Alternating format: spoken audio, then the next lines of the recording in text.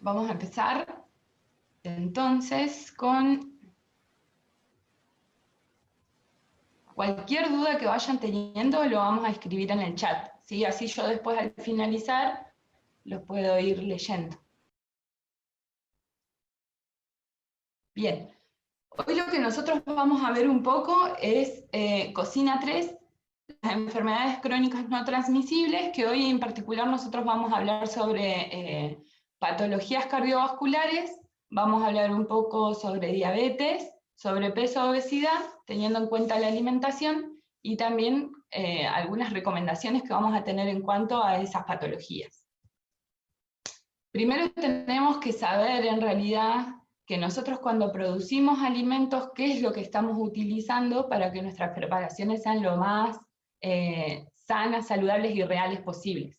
Entonces, primero vamos a hablar de lo que son los ultraprocesados, que últimamente hay muchos estudios que se hacen en donde no se culpabiliza a la sal como responsable directo de la tensión arterial, al azúcar solamente como un responsable directo de diabetes, sino que es un montón de factores que van a influir en esas patologías y que también un factor muy importante hoy por hoy es lo que nosotros estamos comiendo y lo que representa nuestro hábito alimentario, que es lo que hacemos la mayoría del tiempo.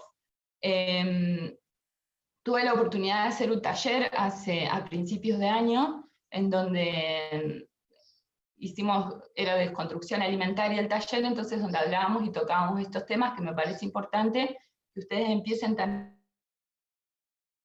a plantearse, al lado de la producción de comida, qué relación tienen con los alimentos, cómo nos relacionamos hoy con lo que estamos comiendo.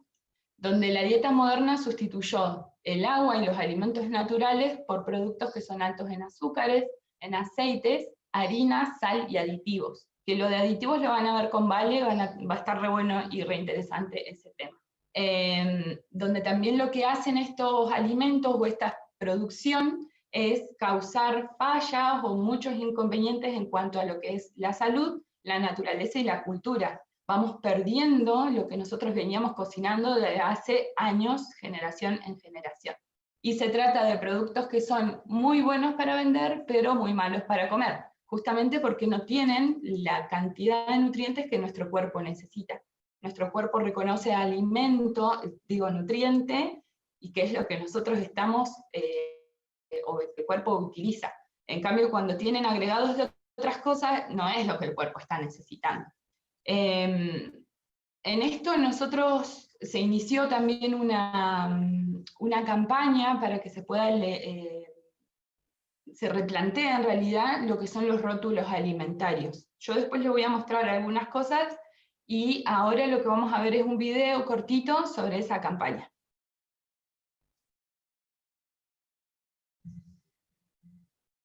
Solo durante el 2018, los chicos y chicas de Argentina vieron 4.800 publicidades de comida chatarra. Mensajes confusos con personajes diseñados para persuadirlos a consumir basura. Nuestros niños y niñas no tienen forma de defenderse de este bombardeo permanente. Por eso el Senado está por tratar un proyecto de ley de etiquetado de productos alimenticios, para que la industria no pueda engañar más a las familias con mensajes confusos, para que los paquetes te adviertan lo que estás por consumir. Pero ese proyecto peligra. Las empresas que producen alimentos en Argentina están presionando para que esta ley no se trate. Las marcas que consumiste toda tu vida te ocultan información. Tenemos derecho a que nos digan la verdad, porque somos lo que comemos, no podemos comer sin decidir, y no podemos decidir sin información. Apoya el proyecto de etiquetado frontal de alimentos. Nuestra salud está en juego.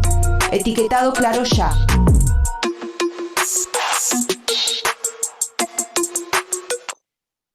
Esto es una ley que se trata para que nosotros podamos, justamente lo que dice el video, saber en realidad qué es lo que estamos comiendo y ni hablar también si nosotros estamos produciendo, ¿sí? El año pasado nosotros vimos de manera como muy por encima lo que eran las guías NOVA, que lo clasificaba como grupo de alimentos a los diferentes productos alimentarios y alimentos que estamos incorporando. Ahí está.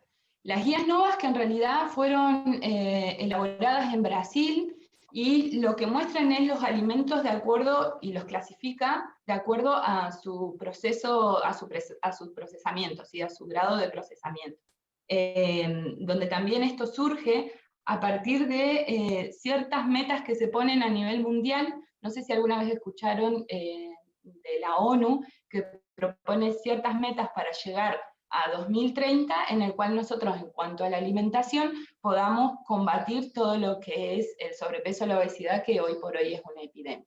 Y en Brasil surgieron estas guías como una herramienta práctica para que las personas puedan saber el grado de procesamiento de alimentos y poder elegir el que menos proceso tenga. Por eso esto lo vamos a ver como un poco por encima, y en el material van a tener más información. Estas guías novas tienen 4 grupos en realidad: los alimentos que son mínimamente procesados o que no tienen un proceso, que son por lo general los que están en su estado natural, que son partes comestibles de las plantas, de animales, y también hay hongos, algas y el agua como tal. Que lo que solamente se hace es separarlo de la naturaleza, y nosotros son los que vamos incorporando. Después los alimentos o los ingredientes culinarios procesados, que son esos ingredientes que no se comen por sí solos, sino que son los que se le agrega a los alimentos mínimamente procesados, ¿sí? Después vamos a tener los alimentos del grupo número 3, que son los que ya tienen un proceso donde hay algo real del alimento de origen, y que también de alguna manera se hace con el objetivo de que pueda tener una mayor duración, ¿sí?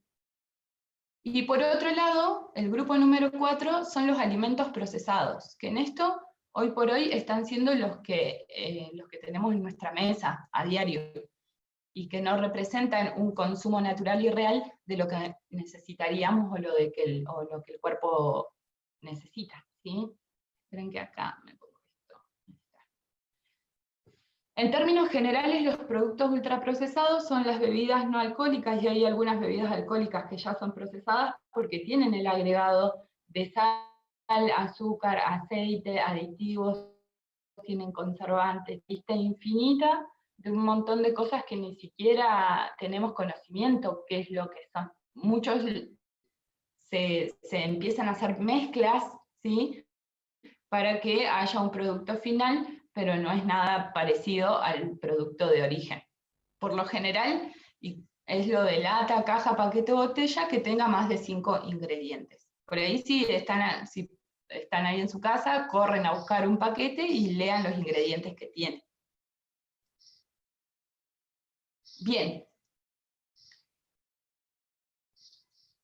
Vamos a empezar con... Y ahora sí, vamos a empezar con el tema de lo que nosotros vamos a tratar en cuanto a las enfermedades crónicas no transmisibles. Que las enfermedades crónicas no transmisibles son un grupo de enfermedades que se desarrollan a lo largo de la vida, que pueden estar o no influenciadas por cuestiones hereditarias, pero fundamentalmente por el entorno o por nuestros hábitos. Nosotros podemos tener cierta carga genética o hereditaria, pero también depende de lo que nosotros hagamos con esa carga genética o hereditaria. Influyen mucho ciertos factores, tanto sea la alimentación, el descanso, la actividad física que nosotros hagamos, principalmente. Más allá de que uno salga a hacer caminatas o actividades aeróbicas, es necesario que nosotros podamos ejercitar lo que es la fuerza. Por ahí uno tiene miedo, o es común escuchar que hay veces que uno no quiere trabajar su fuerza porque no quiere quedar como hinchado o grande, y la verdad es que eso no pasa. El músculo es el seguro de vida del hueso, y es el que nos va a ayudar a nosotros a que podamos mantener nuestro estado de salud sin corrernos de eso. Y principalmente en las mujeres, que a veces nos da miedo o temor por algo, el tema del ejercicio de fuerza. También tenemos otro factor importante, que es el ciclo menstrual, que utilizarlo para que nosotros podamos realizar actividad física de fuerza y potenciar esas cosas, está buenísimo. También el tema es el descanso, la exposición a la luz que nosotros tengamos, a la luz natural principalmente, no tanto a la exposición de luz artificial, pantallas, celulares, hasta altas horas de la noche. Y dentro de todo eso, también lo que estábamos hablando de la alimentación, como dije al principio. Las patologías cardiovasculares son un grupo heterogéneo, ¿sí?, que afectan al sistema circulatorio, y por ahí deriva su nombre de cardiovasculares. Hay factores de riesgo que nosotros podemos tener en cuenta en estas patologías, que son los que no se modifican, como el sexo, la edad, antecedentes y también familiares directos con enfermedad cardiovascular, y también los factores que sí se modifican, como es el tabaquismo, la hipertensión arterial, por ahí diabetes y otro tipo de alteraciones en lípidos, que son los que nosotros podemos empezar a tratar, digamos, a partir de estos factores que yo les dije antes.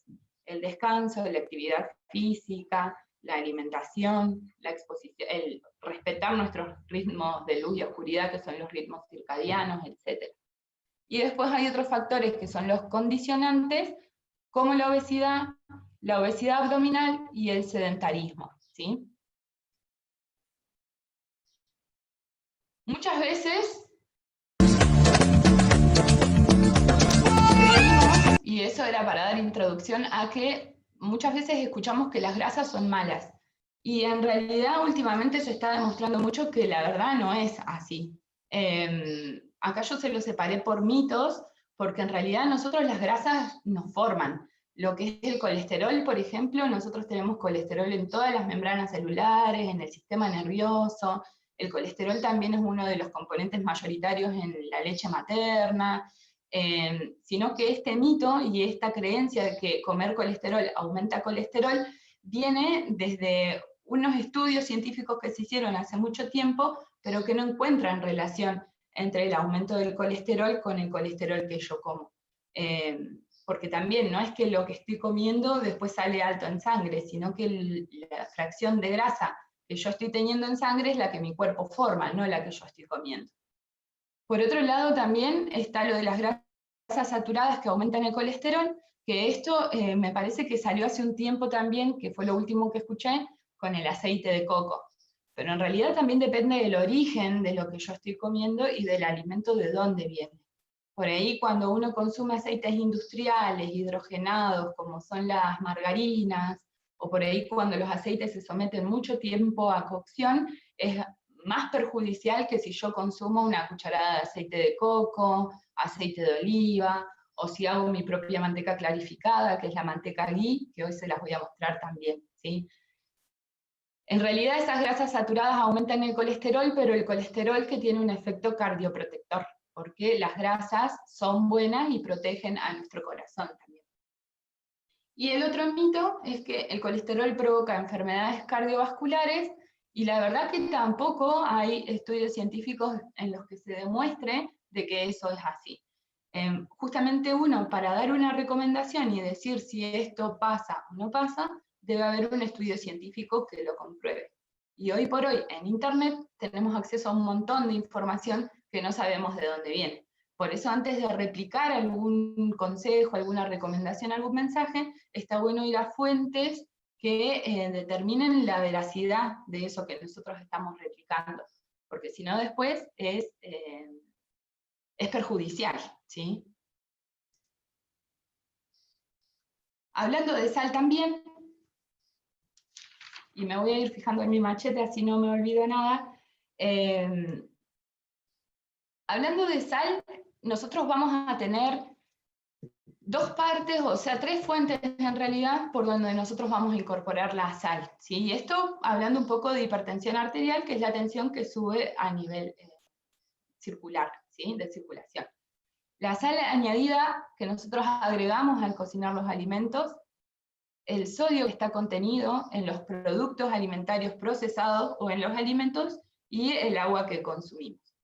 Y tanto para la hipertensión como para el resto de las patologías que nosotros vamos a ver acá, las recomendaciones es la misma: bajar o eliminar el producto de los ultraprocesados que tienen sal, azúcar, aceite y cosas industriales agregadas, y que son los que hoy por hoy a nosotros nos están causando ciertos problemas o nos están corriendo de nuestro estado de salud.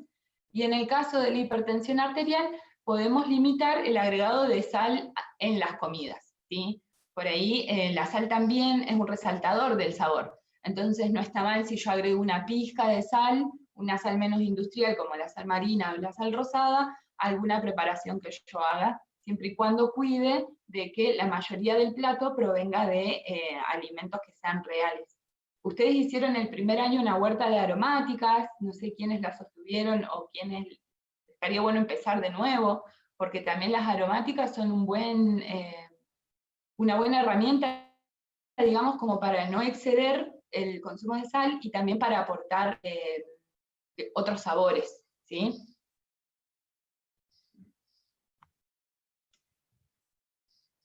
¿Hasta ahora van bien? Ahora terminamos hipertensión o las enfermedades cardiovasculares y me voy a ir al chat.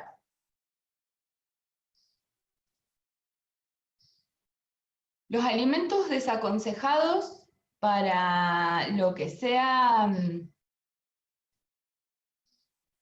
para lo que sean enfermedades o patologías cardiovasculares en general, son las carnes saladas ahumadas y todo lo que sea procesado, ¿sí? Todo lo que sea como salchichas, no sé si todavía viene, pero el otro día creo que la vi, esa carne que viene en lata, que es la viandada, hamburguesas procesadas, extractos de carne de pollo, pescados salados y ahumados que no sean de origen natural, porque también no solamente le adicionan sal, sino otros componentes que se encargan de que se conserve, ¿sí? Todo lo que sea glutamato monosódico, hay algunas harinas industriales que se agregan, hay otros que se les agrega azúcar, no hay nada que solamente tenga un tipo de aditivo, si es sal, si es harina, si es azúcar, sino que la trilogía y la composición de todas esas cosas van derecho a los productos procesados, que son por lo general los que se están desaconsejando.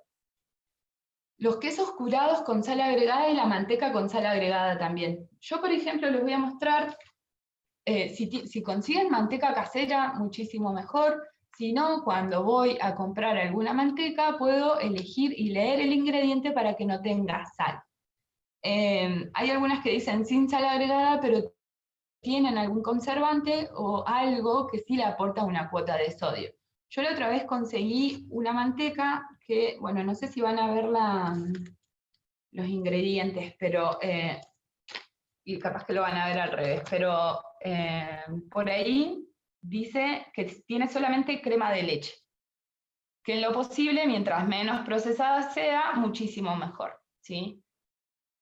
Si consiguen manteca casera, es mucho mejor. Esta manteca, yo lo que hago es comprarla para después realizar lo que es, vamos a hablar también de la manteca clarificada o del ghee, ¿sí? Que es una manteca, que yo se los voy a ir mostrando, que es una manteca que se puede utilizar para cocinar, ¿sí? Con 3 paquetes de esta manteca de 200 gramos salen aproximadamente 2 frascos de 200. Y esta manteca se puede mantener a temperatura ambiente o también se puede mantener en heladera. Sirve para cocinar, para untar, y en el proceso de cocción lo que uno hace es retirarle el sólido que tenga la manteca y de alguna manera lo hace un poco más natural, neutral y que soporte las temperaturas. Otras cosas que son desaconsejadas, los panes y los bizcochos con sal, polvo para flanes, copos de maíz que no sean o que nosotros no sepamos que tienen, papas fritas, snacks, por lo general todo lo que está listo para comer va a tener sal, ¿sí? Y sal industrial en grandes cantidades. Si en algún momento pueden ver o encuentran por ahí una etiqueta de la sal, las sopas, por ejemplo, en sobres, que muchas veces vienen con letra en grande, que son light, nosotros la compramos porque son verdes, creyendo en que en realidad son ideales para la salud, y pueden fijarse que la cantidad de sal que tienen por porción es arriba de 500 miligramos, cuando en realidad lo ideal sería que sea menos de 120 miligramos por porción. Quintuplica la cantidad de sal, y esa sopa no es sopa. Sopa es la que hacemos en la casa, sopa es la que hacía la abuela, la que hace mi mamá. Después también otras cosas que tienen sal añadida, agregada y escondida son las conservas, los jugos de verduras y hortalizas que sean envasados. Por eso siempre lean las etiquetas, y más si ustedes van a ser los elaboradores de ciertos alimentos, ¿sí? También muchas veces todo lo que sea congelado y que ya viene prefrito tiene sal, azúcar, aceite, tiene almidones, tiene maltodextrinas, otro tipo de conservantes. Las aceitunas en salmuera y también los frutos secos salados como el maní o los mix con sal, ¿sí? A veces uno quiere comprar los mix que son naturales sin sal y azúcar, y a veces vienen con sal y con azúcar. Las salsas que ya vienen preparadas en los sachets, también alimentos que son enlatados, por ahí el bicarbonato de sodio, y alimentos que contengan glutamato monosódico. El glutamato monosódico es un resaltador del sabor que a nivel cerebral y sensorial lo que hace es inhibir nuestra capacidad que podamos tener de saciarnos. Entonces, de alguna manera y a grosso modo, como que abre el apetito, ¿no? Son productos que están preparados para que nosotros no podamos parar de comer, como el mito de la porción justa. Las salsas comerciales, las mayonesas, el ketchup, la salsa golf industrial. Por eso está bueno si nosotros hacemos una mayonesa que sea casera, con unos huevos caseros de la granja de mi mamá, del vecino, ¿sí? Los alimentos que sí nosotros vamos a incorporar, todo lo que sean carnes frescas o congeladas, que nosotros sepamos de dónde vienen, sería lo ideal, pero que no tengan ningún agregado, ¿sí? Como también las verduras y las frutas frescas, todas, no hay ningún tipo de problema. Si sabemos de dónde vienen, muchísimo mejor, para evitar el consumo de pesticidas o químicos que puedan venir de fruta y verdura que no sabemos su origen. También, teniendo en cuenta el factor cardioprotector de las grasas que son buenas, vamos a tener las grasas en la palta. El AOV es aceite de oliva virgen extra, que la idea de los aceites es que para cocinar se utilicen o mantecas o grasas o aceites un poco más estables que los aceites de semilla, porque se calientan y se queman, ¿sí? Y después, cuando nosotros los ingerimos, no son lo mejor para que el cuerpo los pueda asimilar, justamente porque hay muchos que son proinflamatorios, ¿sí? El aceite de coco, las almendras, las nueces, las castañas, todo tipo de frutos secos y semillas que nosotros podamos utilizar muchísimo mejor, ¿sí? Panes y galletas caseras que se puedan hacer con harinas alternativas, que yo ahora les voy a mostrar también cierto tipo de harinas que se pueden hacer en su casa, que las pueden consumir. Hay gente que también se dedica a poder acercarnos a nosotros y darnos la posibilidad de adquirir alimentos menos procesados, más naturales, y también sabemos quién los vende. Coco, nuez, harinas de arroz, de algarroba, de lino dorado, marrón, almendras, castañas de cajú. Yo por acá les voy a mostrar, esperen que los busco, las diferentes semillas con las que se puede hacer harinas. Por ejemplo, si yo tengo chía, que por lo general es chiquitita la semillita, si yo la proceso a la chía, tengo harina de chía. Lo mismo que el lino marrón, que es el que por lo general nosotros conocemos, y el lino dorado. Los dos son la misma semilla, pero cambia su colorcito y también sus componentes, ¿sí? Si nosotros tenemos o procesamos el lino, vamos a tener lo que es la linaza, que es la harina de lino. Entonces, tiene la capacidad de formar geles y también ayuda a que las preparaciones sean un poco más consistentes. Por otro lado, también tenemos las semillas de girasol, que son la mayoría que conocemos, y si yo las proceso o las licúo, lo que voy a tener es la harina de semillas de girasol, que después les voy a mostrar un pan que hice, y quedan como si fuera un polvito, porque la idea de la harina es que se procese hasta un polvo. Por ahí, si me entusiasmo un poco más, lo que voy a generar es una pasta, que está la pasta de avellanas, la pasta de nueces, pastas de almendras. Por acá también, para los que no conocen, las castañas de cajú, ¿sí? Que son como una bananita, que también las incorporamos, que se pueden hacer harinas a partir de eso. Y después ya tenemos otros cereales que los vamos a ver acá a continuación. Legumbres secas, semillas y cereales. Por ahí lo que es el arroz yamaní, que por lo general bastantes los conocemos, pero el arroz yamaní que sea comprado en un todo suelto, en dietética, o alguien que nos provea de estos alimentos, porque por ahí si van a comprar arroz integral de grandes marcas, lean los ingredientes, porque por lo general no es tan integral como nos dicen.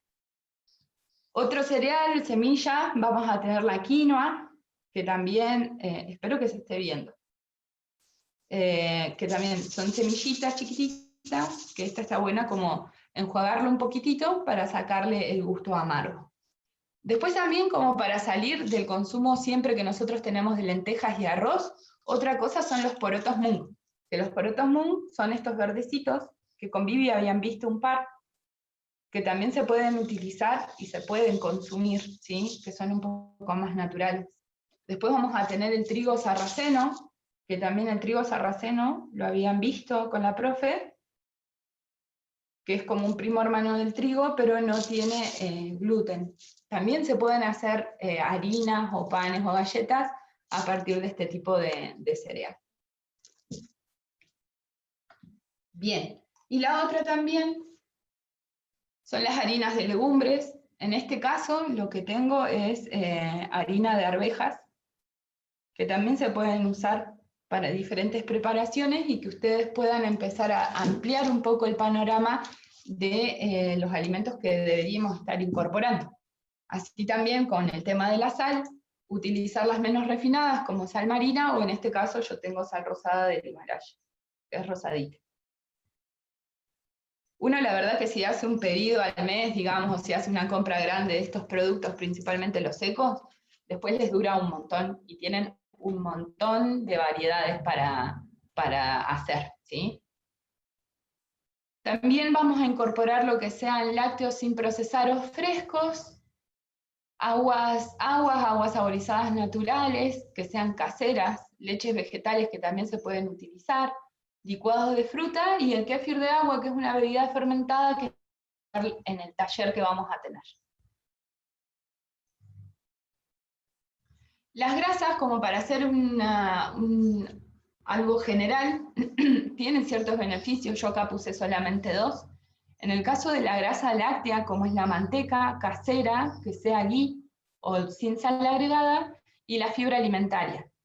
Tienen un tipo de ácido graso que es muy necesario para el cuerpo. En sí no es solamente que lo contengan, sino también lo que nuestro cuerpo puede generar.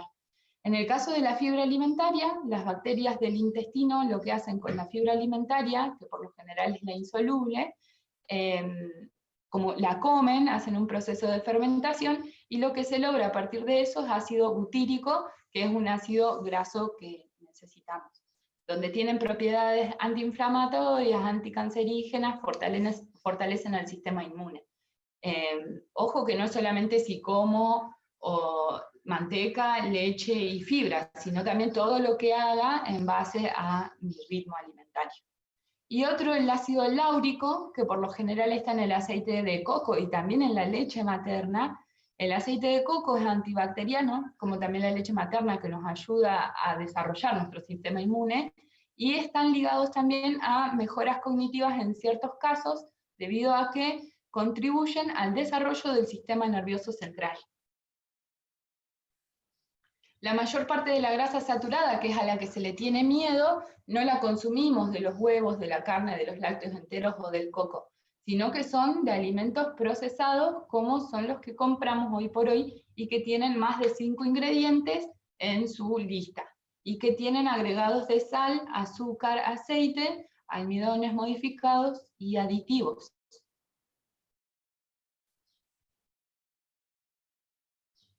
¿Cuáles grasas nosotros deberíamos evitar y cuáles deberíamos incorporar? Para el uso de cocina, yo recomiendo evitar que nosotros cocinemos o calentemos mucho los aceites de semillas, como el de soja, maíz, el girasol. Si lo usan, que sea mejor en crudo para condimentar una ensalada. Para cocinar, lo que se puede utilizar es manteca, pueden hacer la manteca ghee, o también el aceite de coco se podría utilizar. Aceite de oliva para condimentar las preparaciones. Lo ideal de los aceites, el problema es su cocción. Si nosotros los podríamos conseguir de primera prensa en frío, sería mucho más beneficioso para nosotros que si compramos aceites que no sabemos de dónde viene, o el mezcla, por ejemplo. son procesados y sometidos mucho a cocción, y lo que hace es que las grasas que tienen se oxiden, y eso que se oxiden es que baja la calidad de esa grasa que en realidad nos tendría que causar un beneficio. Reducir la fritura, y también cuando se fría, en esos casos de que se haga, no reutilizar el aceite. Y otro también es incorporar carnes, pescados frescos, palta, huevos, semillas y frutos secos, que lo que nosotros nos va a generar es que podamos obtener los ácidos grasos que necesitamos de diferentes fuentes. Voy a salir un poquito así, voy a leer al chat. ¿Cómo vienen hasta acá? ¿Alguien quiere abrir el micrófono y me quiere comentar? Bien, Juli. ¿Bien? Sí, se entiende Perfecto. bastante. Bien, todo bien, Juli. A ver, vamos a ver. En Chile los etiquetados son así de claros. Sí, por eso nosotros ahora estamos trabajando en una ley de etiquetados, o sea, nosotros porque me incluyo como difusora también, sobre esto de la responsabilidad que tenemos como consumidores de elegir lo que necesitamos y qué cosas no, porque nosotros tenemos que pensar que también estamos depositando nuestra plata en un lugar que no está preservando mi salud, cuando en realidad la alimentación es eso. Imagínense que nosotros nos alimentamos desde que estamos en la panza, que tenemos la mejor alimentación, y después durante todos los años, cuando nacemos, crecemos, por ahí se va desvirtuando de alguna manera. Entonces creo que el valor tiene que venir de ahí, y más con todas las cosas que uno ve que se avanza y que a veces no tenemos poder de decisión porque todo el tiempo, digamos, como que estamos viendo o creyendo lo que nos dicen que tenemos que comer. Pasa con muchos mitos, no sé, que los desayunos no tienen por qué ser dulces, no tienen por qué ponerse la leche, el yogur, los cereales, galletitas y pan. Yo si quiero puedo comer un huevo revuelto, una palta, o si quiero no como porque no tengo hambre y no lo hago como una cuestión de rutina, sino como una cuestión también de necesidad de lo que mi cuerpo va necesitando, ¿sí? Por eso está bueno, y ojalá que esta ley se haga rápido, que no tenga mucha espera, para que esas etiquetas que decían ahí que también está en Chile, se pueda replicar, y después que sea nuestra decisión, porque necesitamos educación también para poder decidir. Bien, claro, antes lo del huevo también, lo del huevo era como muy viejo, de que había que comer 2 o 3 huevos por semana porque aumentaba el colesterol, y en realidad no aumenta el colesterol. No hay relación directa entre el colesterol que como de estos alimentos naturales a los que yo como de... no hay relación entre eso, entre el consumo de alimentos naturales y el aumento del colesterol. Ahora sí podemos incorporar huevos, con eso no hay problema. Karen dice que viene una lata de atún en trozos sin sal agregada, agua, y trae 120 miligramos de sodio por porción, eso está bueno. También yo la otra vez veía una lata de atún que viene con salsa de tomate y otra con caldo de verdura agregado, y eso no lo compren, porque también es una cantidad de sodio exageradamente para lo que nosotros deberíamos estar consumiendo, ¿sí? Bien.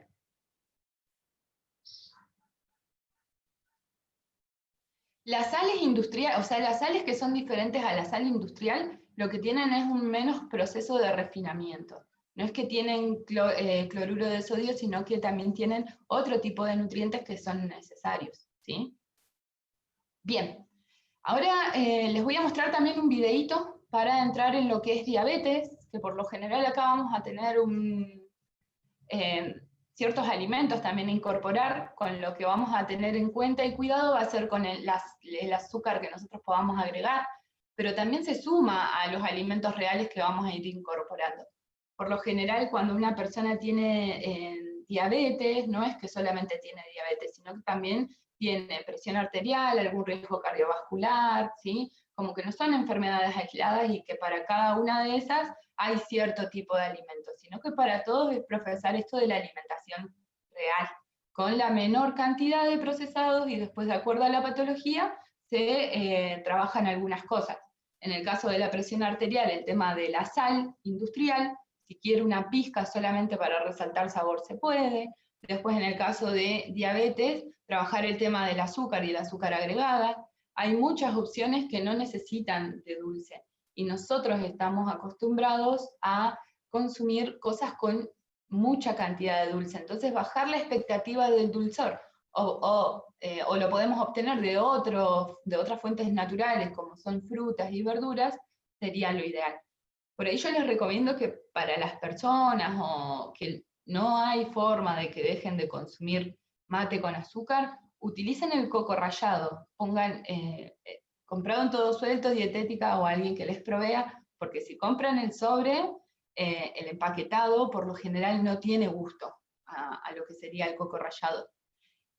Ponen en el mate, abajo ponen una capa de coco rallado y ponen arriba yerba. Entonces el coco rallado de alguna manera tiene un sabor dulce que a nosotros nos baja esa expectativa que vamos a tener del dulzor, ¿sí? Claro, el de la cooperativa sí. Yo no me acuerdo la marca de los que vi la otra vez, pero que venían con caldo de verdura y otros con salsa. Como también ojo con los condimentos que compran empaquetados. Hay algunos que vienen, no me acuerdo la marca, y por ahí no la voy a decir por si me censuran después. La marca viene con, te decía, ají, aceite y sal. Y uno necesita el condimento solo, no necesito otras cosas adicionadas al condimento. Porque después de última, yo voy a elegir qué aceite le voy a poner, o voy a elegir qué sal voy a utilizar. Por eso lean las etiquetas. Nosotros el año pasado vimos algo de esto, lo volvemos a refrescar. Las etiquetas están ordenadas de mayor a menor contenido en el producto, ¿sí? Los primeros 5 ingredientes que aparezcan van a ser el contenido mayoritario. Por ejemplo, yo acá tengo unos paquetes de unas barras de cereales que los ingredientes solamente vamos a ver, y los van a ver al revés seguramente, vamos a usar esto. Los ingredientes acabo de decir que tiene, ya les digo. Que tiene clara de huevo, va a tener dátiles, almendras, castañas de cajú, maní y coco rallado. Tiene menos de 5 ingredientes y no dice o no declara si tiene aditivos, conservantes, etc. Porque esto también les va a ayudar a ustedes el día de mañana cuando tengan que hacer una carta o un menú, donde la gente pueda también saber qué es lo que está consumiendo, ¿no? Entonces digo, bueno, estoy haciendo tal plato y utilizar y poner los alimentos reales también determina de que la persona esté informada de lo que en realidad ustedes están brindándoles, ¿sí? Bien. También esto de por ahí pensar en relación al precio-calidad, a veces yo creo que lo barato cuesta caro, y por ahí si uno se raciona o se organiza en realidad en qué cosas tiene que ir a comprar, muchísimo mejor, dependiendo del stock que uno tenga en su casa. A veces no es necesario ir todas las semanas a hacer un pedido grande, sino determinar en qué otros lugares puedo empezar a comprar y que no siempre sea uno solo, ¿sí? Por ahí también esto, leer las etiquetas yendo a un supermercado o a donde sea, es una buena herramienta para que podamos decidir dentro del lugar al que podemos acceder las cosas que estén menos procesadas. Bien. Y para seguir vamos a ver un videíto para empezar un poco de lo que es diabetes, ¿sí? Ah, bien.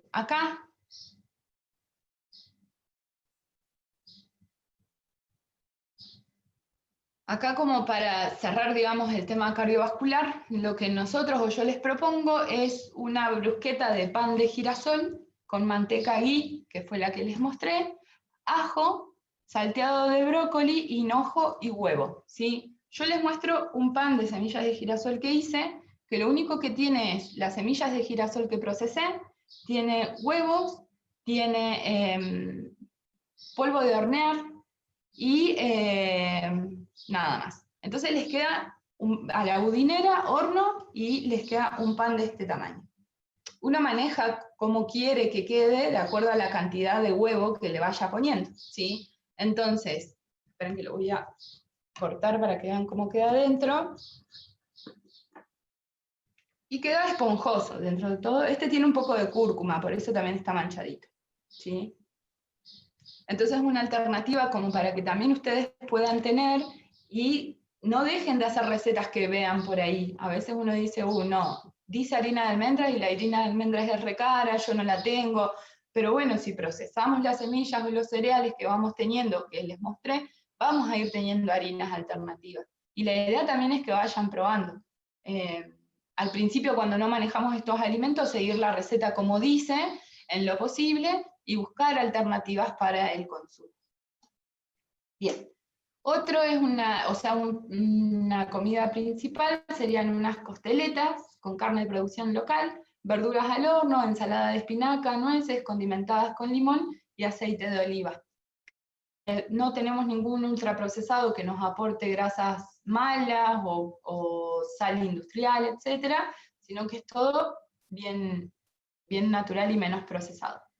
Y después, café tostado con volcán de chocolate. Este volcán de chocolate yo lo puse porque ustedes ya lo hicieron en alguna clase de cocina, pero este volcán de chocolate está hecho con harina de coco, ¿sí? Así que también les puse la receta para que ustedes lo tengan.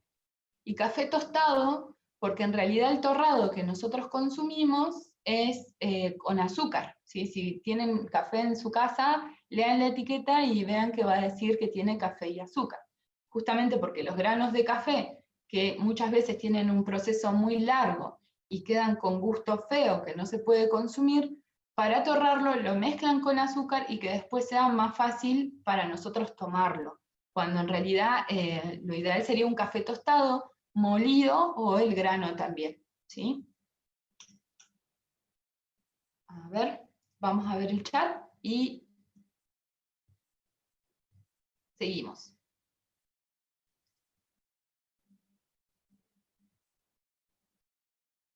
¿Están ahí?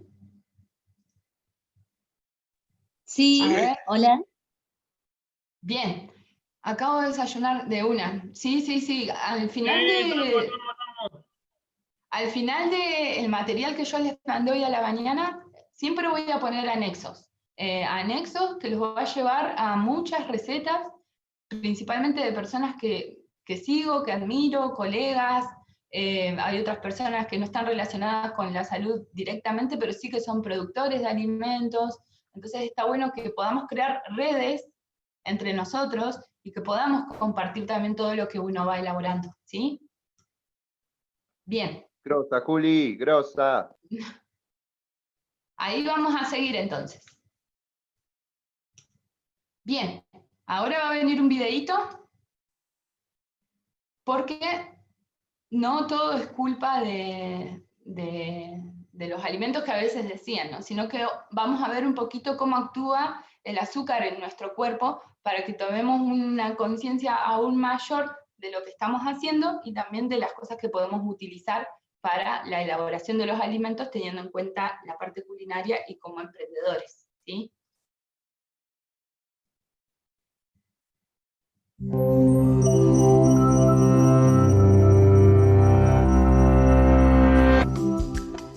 Imaginen galletas calientes, caramelos crujientes, terciopeladas y conos de barquillos apilados con helado. ¿Se les hace agua a la boca? ¿Desean un postre? ¿Por qué? ¿Qué ocurre en el cerebro para que los alimentos dulces sean difíciles de resistir? Azúcar es un término general que se usa para describir una clase de moléculas llamadas hidratos de carbono y se encuentra en una amplia variedad de comidas y bebidas. Miren las etiquetas de los productos dulces que compran. Glucosa, fructosa, sacarosa, maltosa, lactosa, dextrosa y almidón. Todas son formas de azúcar. Son de alta fructosa el jarabe de maíz, los jugos de fruta, el azúcar en crudo y la miel. Y el azúcar no solo está en dulces y postres. También se añade a la salsa de tomate, al yogur, a la fruta disecada, a las aguas de sabores o a las barras de granola. Como el azúcar está por todas partes, es importante entender cómo afecta al cerebro. ¿Qué ocurre cuando el azúcar toca la lengua? ¿Y comer un poco de azúcar les hace desear más? Al comer un bocado de cereal, los azúcares que contiene activan los receptores de lo dulce, parte de las papilas gustativas de la lengua. Estos receptores envían una señal al tronco cerebral y desde ahí se bifurca en muchas áreas del cerebro anterior, una de las cuales es la corteza cerebral. Diferentes secciones de la corteza cerebral procesan diferentes gustos: amargo, salado, umami y en nuestro caso dulce. Desde ahí, la señal activa el sistema de recompensa del cerebro. Este sistema de recompensas es una serie de vías eléctricas y químicas que surcan varias regiones diferentes del cerebro. Es una red complicada, pero ayuda a responder una sola pregunta subconsciente: ¿debería comer otra vez? Esa sensación cálida y agradable que uno siente al probar la torta de chocolate de la abuela es un sistema de recompensa que dice sí, y no se activa solamente con la comida. La socialización, el comportamiento sexual y las drogas son solo algunos ejemplos de cosas y experiencias que también activan el sistema de recompensa. Pero sobreactivar este sistema de recompensa dispara una serie de eventos desafortunados: pérdida de control, deseo y aumento de la tolerancia al azúcar. Volvamos al bocado de cereal. Viaja hasta el estómago y finalmente al intestino. ¿Y adivinen qué? Ahí también hay receptores de azúcar. No hay papilas gustativas, pero sí envían señales al cerebro que indican que uno está lleno o que el cuerpo debería producir más insulina para contrarrestar el azúcar extra que estamos comiendo. El activo principal de nuestro sistema de recompensa es la dopamina, un químico o neurotransmisor importante. Hay muchos receptores de dopamina en el cerebro anterior, pero no están distribuidos de manera uniforme. Algunas áreas tienen densos grupos de receptores y estas zonas activas de dopamina son parte del sistema de recompensa. Drogas como el alcohol, la nicotina o la heroína envían dopamina a toda marcha y llevan a algunas personas a buscar constantemente ese estímulo. En otras palabras, a ser adictas. El azúcar también provoca liberación de dopamina, aunque no de forma tan violenta como las drogas, y el azúcar es raro entre los alimentos que inducen dopamina. El brócoli, por ejemplo, no tiene ningún efecto y eso quizá explique por qué es tan difícil que los niños coman verduras. Y hablando de alimentos saludables, digamos que tienen hambre y deciden ingerir una comida equilibrada. Al hacerlo, los niveles de dopamina suben en las zonas activas del sistema de recompensa. Pero si comen lo mismo muchos días seguidos, los niveles de dopamina subirán cada vez menos y finalmente se nivelarán. Y se debe a que, en materia de comida, el cerebro evolucionó para prestar especial atención a gustos nuevos o diferentes. ¿Por qué? Por dos razones. Primero, para detectar comida en mal estado. Y segundo, porque cuanto más variada la dieta, es más probable que obtengamos todos los nutrientes que necesitamos. Para mantener esa variedad, tenemos que poder reconocer nuevos alimentos. Y más importante aún, tenemos que querer seguir comiendo nuevos alimentos. Y por eso bajan los niveles de dopamina cuando el alimento se vuelve aburrido. Ahora, volvamos a la comida. ¿Qué pasa si en lugar de un plato saludable y balanceado, comemos alimentos ricos en azúcares? Si uno raramente come azúcar o no come mucha azúcar junta, el efecto es similar al de una comida balanceada. Pero si uno come demasiada azúcar, la respuesta de dopamina no se nivela. En otras palabras, comer mucha azúcar seguirá siendo recompensado. Así el azúcar funciona como una droga. Es la razón por la que la gente se engancha a comida azucarada. Y volviendo a los distintos tipos de azúcar, cada uno es único, pero cada vez que consumimos cualquiera de ellos, se activa un efecto dominó en el cerebro que dispara un sentimiento gratificante. Muchos y con mucha frecuencia producen una actividad frenética. Así que sí, el consumo excesivo de azúcar puede tener efectos adictivos en el cerebro. Pero una porción de torta de vez en cuando no les hará daño.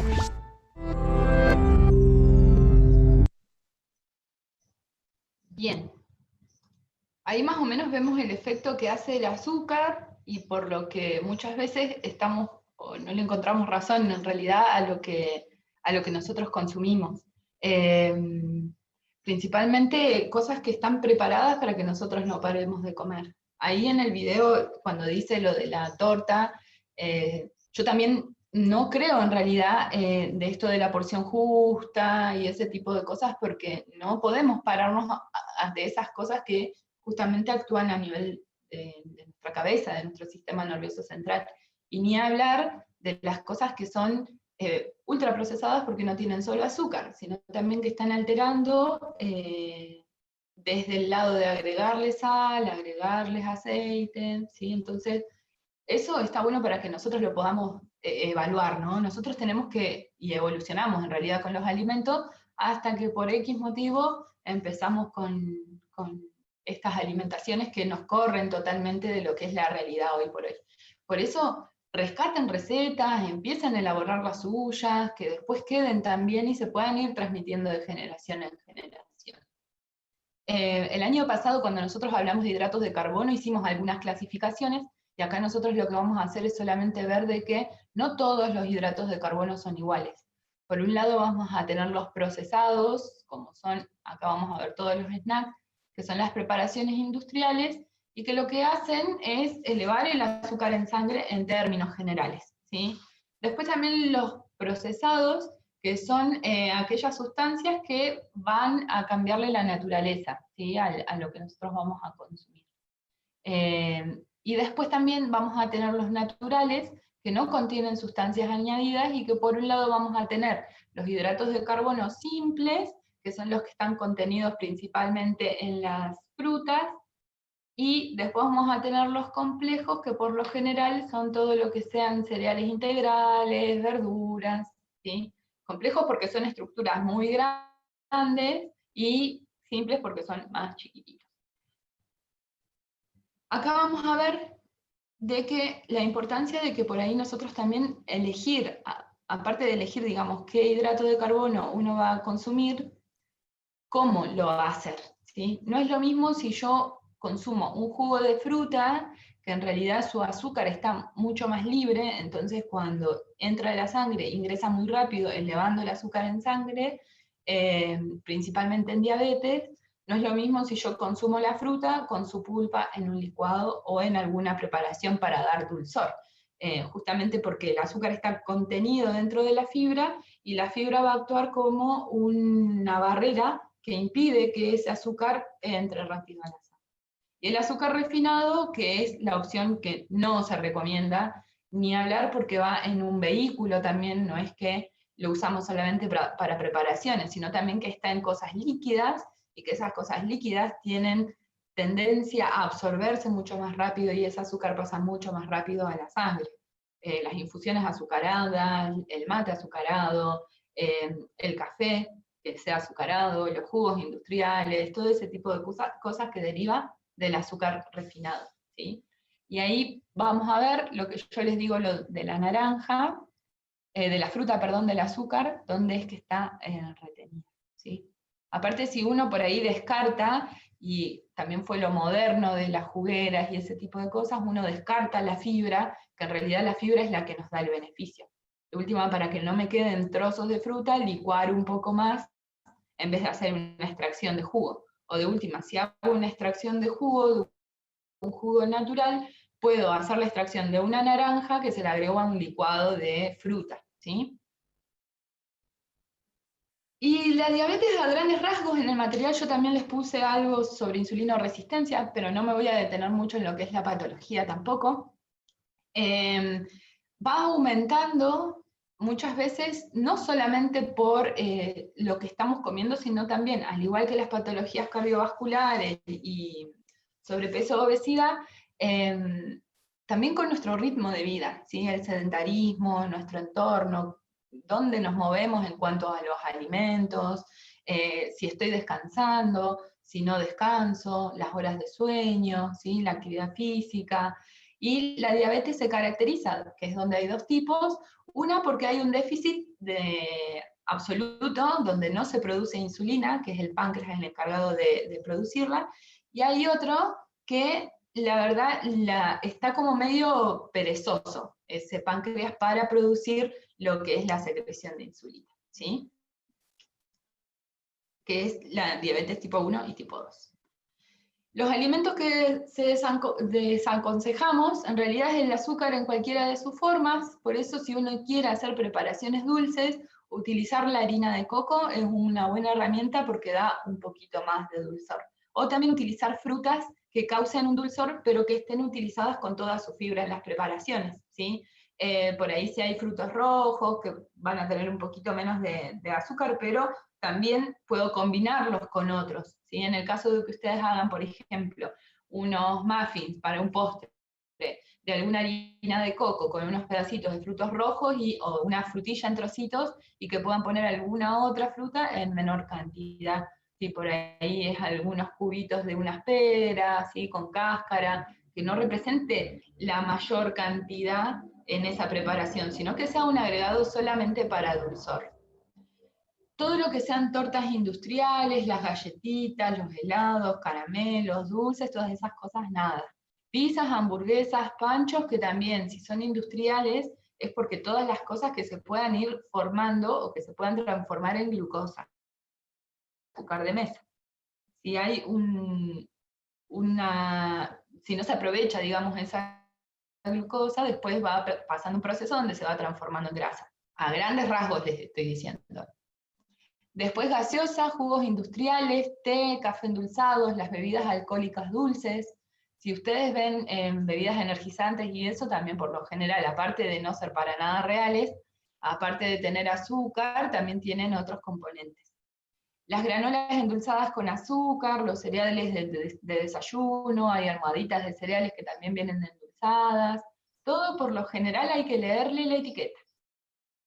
Y lo que sí nosotros vamos a incorporar son los alimentos reales. En este caso, si ustedes supónganse que tengan un emprendimiento y va o un restaurante o un almacén natural donde también venden alimentos, si ustedes le dan o hacen una preparación para esta persona con algún tipo de alimento que en realidad no debería ingerir, es que no va a ser muy representativo en diferencia a lo que esa persona come el resto de sus días y el resto de su vida, ¿sí? Por eso hay que incorporar aguas y bebidas a base de la misma, aguas saborizadas naturales, por ahí leches vegetales también, infusiones sin endulzar, mate, café tostado, kéfir de agua, que es lo que vamos a hablar la próxima clase, las carnes de todo tipo, como también los huevos, a todo esto sumado los alimentos que venimos trabajando en patologías cardiovasculares. Aceites y grasas naturales, como el aceite de oliva, el aceite de coco, aceitunas, frutos secos, ¿sí? Vegetales, todos absolutamente, por ahí vamos a tener un poquito más en cuenta lo que es la papa y el arroz, el almidón retrogradado, que lo vamos a charlar ahora, pero se puede hacer unas papas al horno con este tipo de cocción, ¿sí? Vuelvo a insistirles que para estas patologías también se necesita el acompañamiento de un profesional. Esto es para elaboración de menú, no para aplicarlo en el caso de que tenga algún pariente o algún familiar con alguna patología cardiovascular o de diabetes. Los lácteos enteros también, acá va a aparecer el kéfir de leche, que es otro fermento, que también lo vamos a charlar la próxima vez. Las frutas, acá puse las rojas o combinadas, que también, hablando de estas frutas que recién les decía yo, como el ejemplo de la pera. Los frutos secos, como almendras, avellanas, nueces, las nueces pecanas, si no las conocen, yo tengo acá unas, no las pelé, pero vienen así como larguitas, que también son muy ricas. Si uno las pela, las puede procesar, acá hay otra igual, bueno, no todas son iguales. Las puede procesar y las puede utilizar como harinas, ¿sí? Las semillas de lino, chía, sésamo, calabaza, girasol, condimentos como hierbas y especias que sean sin sal, sin azúcar o aceite añadido. Los almidones resistentes, esto es, el almidón resistente es porque se realiza un proceso de cocción donde el arroz y la papa por lo general se cocinan, se enfrían y después se recalientan a baja temperatura. Ese proceso de cocción y enfriamiento lo que hace de alguna manera es encapsular al almidón que tiene el alimento, entonces después no causa un impacto muy grande en la sangre, ¿sí? Pero yo les recomiendo igual que en cuanto a diabetes siempre pilares fundamentales y a los alimentos que más saciedad causan, que por lo general son los alimentos proteicos, ¿sí? Como las carnes, el huevo, las verduras y las grasas. Que eso tengan en cuenta para la elaboración de sus menús el día de mañana o cuando lo tengan que hacer en el trabajo. En el caso de que uno diga, bueno, voy a agregar un poco de arroz, como esta forma de cocción, que el arroz no sea el plato principal, sino que sea el que acompaña en pequeña proporción. Sino, salir del arroz, la papa, la batata, que es lo que conocemos tradicionalmente, sino incorporar otro tipo de cereales y legumbres, ¿sí? Como también harinas alternativas de frutos secos y semillas, y cereales y legumbres que también En menores proporciones, vuelvo a repetir lo mismo, que si hay alguien que tenga diabetes, tiene que ser seguido por un profesional, porque hay cosas que se tienen que evaluar de manera personalizada. Y después, bien. Ya vamos a ir a lo último, ¿sí? Voy a salir un poquito de acá y los voy a ver. Harina de coco, a ver, ¿la puedo consumir? Claro, porque la harina, todos estos alimentos que yo les estoy diciendo son los que pueden consumir todos. O sea, no, por eso vuelvo a lo que dije al principio. Por ahí no hay un alimento específico para, sino que son recomendaciones que las personas tienen que seguir en caso de alguna patología específica. Todos podemos consumir harina de coco, por ejemplo, o harina de semilla. Hablando en cuanto a menú, ¿sí? Después si hay alguna que otra cosa donde uno tiene que poner especial foco en la alimentación y la patología de la persona, se trata aparte, ¿sí? ¿Alguna pregunta al chat? Si no, seguimos con sobrepeso, obesidad y ya terminamos. Ahora, salí voy. ¿Sí?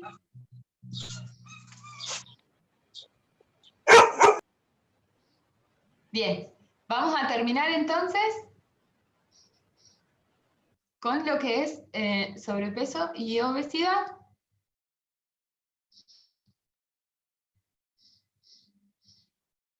El sobrepeso y la obesidad, hace mucho se creía que era como el aumento de peso, pero en realidad es un exceso del tejido graso y no solamente el aumento de peso. Por ejemplo, hay patologías en las cuales las personas tienen edemas o tienen retención líquida, que lo que van a hacer es aumentar de peso, pero no significa un sobrepeso o una obesidad porque no hay aumento del tejido adiposo. Como también pasa en los deportistas, que muchas veces uno ve un aumento de peso, y más si nos guiamos por el índice de masa corporal, pero en realidad ese aumento de peso no es debido al depósito de tejido graso, ¿sí? Hasta el día de hoy hay ciertas tablas en realidad, o ciertos factores que influyen o que se clasificaban, ¿no? El tema del índice de masa corporal, que la verdad que desestimado porque no mide en realidad tu composición corporal, o no dice en qué aumentás, sino que te tira un valor y de acuerdo a eso va a estar en esas tablas, que la verdad que es poco subjetivo, digamos, ¿sí? Es poco real aparte. Lo que se suele utilizar, aparte del estudio de la composición corporal, también es la circunferencia de la cintura, que lo que se evalúa es el riesgo que haya. Principalmente también eso nos da la posibilidad de que nosotros podamos dividir el tipo de sobrepeso u obesidad que uno pueda tener. Por ejemplo, a ver acá. En el caso de la circunferencia de cintura-cadera, principalmente está lo que se llama como obesidad androide, que principalmente se da en los hombres por una función hormonal de la testosterona, ¿no? Donde presentan más un depósito graso en la parte troncoabdominal, ¿sí? Y donde lo más riesgoso que tiene eso es que se aloja en los órganos. Si tenemos la grasa alojada en los órganos, puede causar fallas como diabetes, problemas del corazón, hígado graso, entre otros. Y la otra clasificación no es androide, sino es ginoide, que es las mujeres cuando tenemos el depósito graso en la parte de caderas, ¿sí? Que por lo general es más frecuente en mujeres que en varones. Principalmente porque nosotros tenemos receptores, las mujeres tenemos unas células que se llaman alfa, esas células lo que hacen es recibir y alojar la grasa, fundamentalmente porque esa es nuestra parte más activa y porque nuestro cuerpo reconoce de que para dar vida tenemos que tener esa parte como con estos depósitos, ¿sí? El tema es cuando ya excedemos la cantidad de grasa que vamos alojando o almacenando. Acá yo les voy a mostrar una imagen para que se den una idea de que en el sobrepeso, la obesidad, como también en diabetes y en enfermedades cardiovasculares, siempre son las mismas recomendaciones a nivel poblacional de la alimentación que sea real, con bajo consumo, eliminar el consumo de ultraprocesados y bajo de procesados, también el tema de la actividad física, principalmente de fuerza, combinada con aeróbica, el buen descanso, ¿sí? Las horas para descansar que necesitamos, son las que necesitamos, son entre 7 y 8, perdón. También la exposición que vamos a tener a la luz natural, y no tanto a las pantallas y a las luces artificiales, y después también los horarios de comida y otros factores que van a ir influyendo, ¿sí? Acá, por ejemplo, podemos ver una persona sedentaria, lo que muestra en blanquito, esto sería el tejido adiposo que uno va almacenando, ¿sí? Estas fibras medias cortaditas serían los músculos, y lo que está acá en el centro sería un hueso. Y una persona que hace ejercicio, acá nosotros vamos a poder ver que no tiene prácticamente ese tejido adiposo, sino que es bueno tener tejido adiposo porque cumple funciones, pero cuando está en exceso se presentan las dificultades. Después tenemos la parte esta media marroncita o grisecita oscura, que va a ser la parte del músculo, y después vamos a tener el hueso. La diferencia se revé, y esto también es una cuestión de que tarda su tiempo en manifestarse, entonces por eso nosotros desde ya tenemos que empezar a mejorar todo lo que sean nuestros hábitos. Los alimentos a incorporar, principalmente los mismos que venimos trabajando, ¿sí? Hasta incluso cereales y legumbres alternativos, pero también todo lo que sea alimentación real. Por lo general las personas que tienen sobrepeso, no todos, pero hay gran parte que está como escondiendo, o después de años, si no se empieza a cuidar, se manifiesta alguna resistencia a la insulina. Después, por lo general, también la gente que tiene sobrepeso, más obesidad que otra cosa, presentan algunos valores fluctuantes en cuanto a azúcar. Por eso no son aisladas, siempre están casi todas juntas, ¿sí? Por eso nuestra alimentación va a ser orientada a las cosas reales menos procesadas, teniendo en cuenta los alimentos más saciantes, que eran los que yo les decía. La parte de las verduras, principalmente de hoja, ¿sí? Todo lo que sea la berenjena, el pepino, escarola, todo lo que sea, el zapallo cautia también, se pueden incorporar brotes germinados. El tema de las grasas buenas, que las grasas son todas buenas, después las otras son procesadas, y también el tema de las carnes o los alimentos proteicos, que en otras situaciones también se van como alternando con legumbres y cereales también, ¿sí? Los lácteos, que también los vamos a incorporar, frutas frescas o combinadas o todas también, los frutos secos, las semillas, condimentos, hierbas, todo ese tipo de cosas. Por eso nosotros lo que tenemos que hacer es priorizar el consumo y la elaboración de alimentos frescos, preparaciones caseras, evitando usar o consumir todos estos productos procesados que nosotros estuvimos nombrando recién. Por eso los incentivo a que tanto en sus casas o en sus emprendimientos, pensando en esto de la tecnicatura, puedan cocinar rico, que sea casero y con alimentos reales, que si ustedes los cultivan, muchísimo mejor, porque no solamente habla de la calidad de lo que yo estoy ofreciendo, sino también cómo eso va a impactar en la salud de otras personas, ¿sí?